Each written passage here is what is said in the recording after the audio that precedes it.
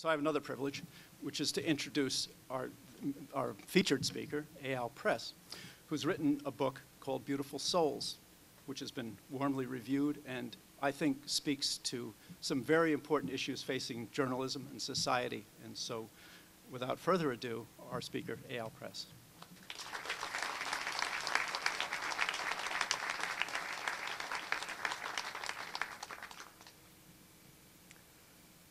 Thank you, Rob. And thank you to the faculty administrators, students, and all people associated with this distinguished journalism school for inviting me to be here on this momentous occasion and on this beautiful day. I'm from New York. We don't get many skies like this, so I'm really appreciating it. But it is truly a privilege, and it is also an honor to stand before a group of young reporters about to embark on exciting careers in journalism. And the subject of the book is moral courage. The courage to stand by one's principles and convictions, even at the risk of paying a high price for it, even if it means risking your job, maybe even your life. In authoritarian countries such as China and Iran, individuals who display such courage often risk being imprisoned or forcibly silenced by their government. In democracies such as the United States, this fortunately doesn't happen. And yet, as I argue in my book, that doesn't mean the voices of those who display courage necessarily get heard, particularly when society and the members of our profession, the profession you are all about to join, pay no attention to what they're saying.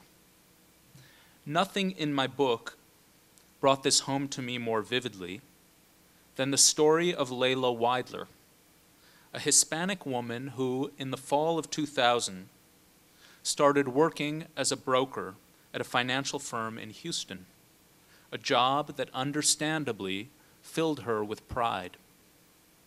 Originally from El Salvador, Layla was a single mother supporting 2 kids who only a few years earlier had gone through a painful divorce, lost her job, run out of money, and been diagnosed with breast cancer. Having overcome the cancer, having worked her way through various courses so she could get licensed and become a broker, having built up a clientele and developed an excellent reputation in her field, Layla landed what she thought was a dream job that came with a spacious corner office and a $150,000 signing bonus. Not long after settling into her new office, however, Layla started feeling pressure from management to sell a financial product she didn't know much about. The product was a certificate of deposit at an offshore bank affiliated with the firm. This CD got great returns year after year, Layla was told to tell her clients. She was also supposed to assure them that it was safe. Had she followed this directive, Layla would have stood to make a lot of money, since the reward for selling those CDs was a 1% to 3% commission on every dollar brought in. Some of her fellow brokers became millionaires this way. Instead of becoming a millionaire, Layla asked to see a portfolio appraisal of the offshore bank's holdings, figuring she should know how exactly they did so well every year before encouraging her clients to buy them. She was told this was proprietary information. She couldn't see it. She then did a bit of probing to find out whether the CDs were insured and discovered that they were not. Her questions and her reluctance to sell CDs to her clients did not go unnoticed. And on November 1st, 2002, 2 years after she was hired, she was summoned to an office by management and dismissed from her job. 1 year later, a letter arrived at the Securities and Exchange Commission in Washington, D.C., warning of, I quote, "a corporate fraud scandal that will destroy the life savings of many, damage the reputation of all associated parties, ridicule securities and banking authorities, and shame the United States of America." The author of that letter was Layla Weidler. The firm she worked for, whose activities were detailed in the documents she sent along with this letter, was the Stanford Financial Group. After Layla sent the letter and documents off, she figured it would not be long before an investigation began. Months went by, years went by, nothing happened. Meanwhile, Stanford demanded that Layla pay back the bonus she'd gotten. Her former coworkers stopped talking to her. It was not until 2009, 6 years and one major financial crash later, that the news finally broke that her former employer, Stanford, had indeed engaged in a massive fraud that shamed regulators and wiped out the savings of thousands of people, a $7 billion Ponzi scheme. When I eventually reached Layla a few years ago to tell her I wanted to interview her, I contacted her shortly after reading some testimony she delivered at a congressional field hearing about Stanford's misconduct. She was wary. I was a reporter, and she didn't know if she should trust me. And frankly, after learning a bit more about her story, I couldn't blame her for this. The letter that Layla wrote in 2003 wasn't just sent to the SEC, I soon learned. It was also sent to the Wall Street Journal, the Washington Post, and the Miami Herald. An ambitious young reporter at one of these papers would surely investigate the matter, Layla thought. But as with the SEC, no one did. In the years that followed, dozens of flattering stories appeared in the business press about Stanford. These were the years when deregulation was all the rage and Wall Street traders making obscene amounts of money by selling their misinformed clients sketchy financial products were lionized as heroes. "Is it fun being a billionaire?" a TV news host asked Stanford CEO Alan Stanford in an interview that captures the spirit of those times. Yes, I have to say, it is fun being a billionaire," Stanford replied. No one asked Layla whether it was fun being fired and having her life upended for trying to ensure that her clients were not exposed to risk and fraud. Now, it's true that had Layla lived in a less open society, she might have suffered a far worse fate for speaking out. The SEC did not forcibly silence her.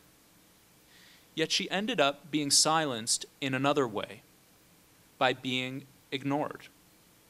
If no one listens, how much difference can a single voice of integrity really make? The answer, her story suggests, is not a lot. But imagine if some ambitious reporter had taken interest in her letter, not in 2009, when I finally reached her, when it was easy, but in 2003, before the damage was done. This is the power that now rests in all of your hands. To find the Layla Weidlers who are out there right now and listen to them, not merely after a scandal has occurred, but while or before it occurs.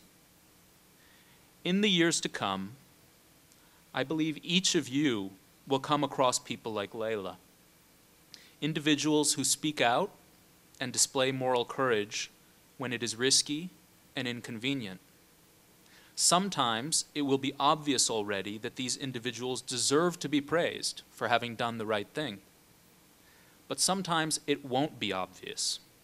And that is where the real challenge lies, to pay attention when it isn't obvious, to do a bit of probing, to ask hard questions when it might be risky and inconvenient for yourselves. As many of you know, this has not been a distinguishing feature of the media in the past decade.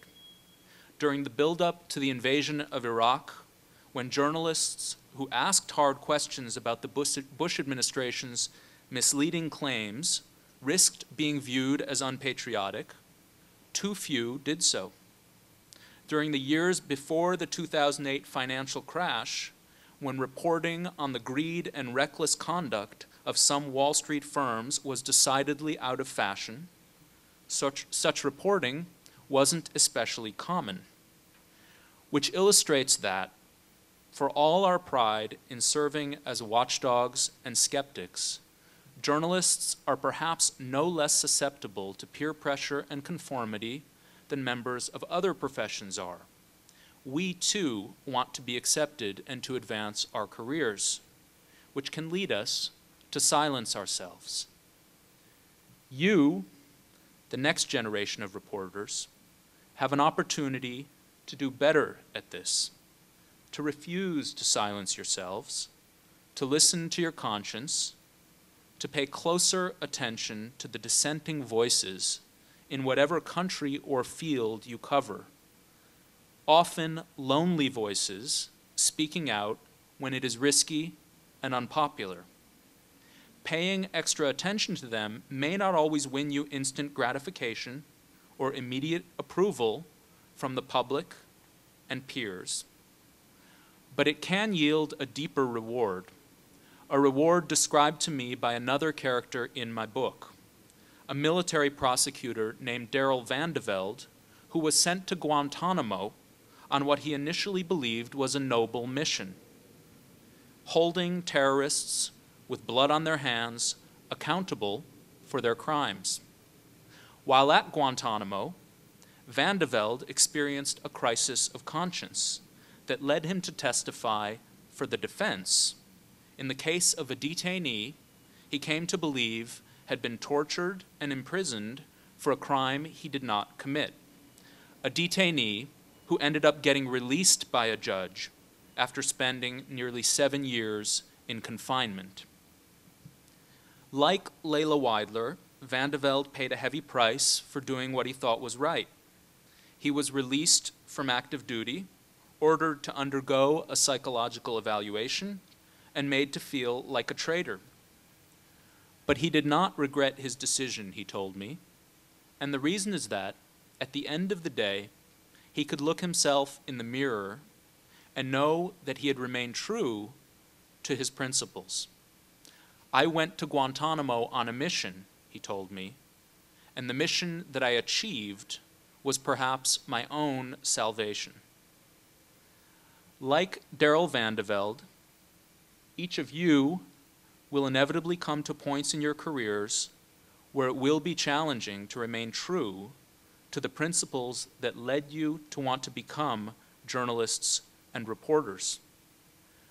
But if you do remain true to them, I'm convinced you will come away feeling the way Darrell Vandeveld did, and maybe even inspire some of your peers to do the same thing.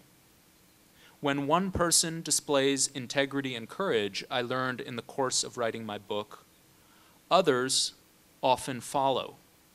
Such displays can be contagious. The example can spread. But it can't spread if those who act on principle are rewarded for this by being ignored, if their stories aren't told. I want to congratulate the students here today for graduating from such a distinguished journalism school. I want to wish you the best of luck in putting the skills and values you've learned to use. And I want to encourage you to tell the stories of people like Layla Weidler and Darrell Vandeveld in the years to come, both for the benefit of our society and because, as I can tell you from a little bit of personal experience, it will prove deeply rewarding. Thank you very much.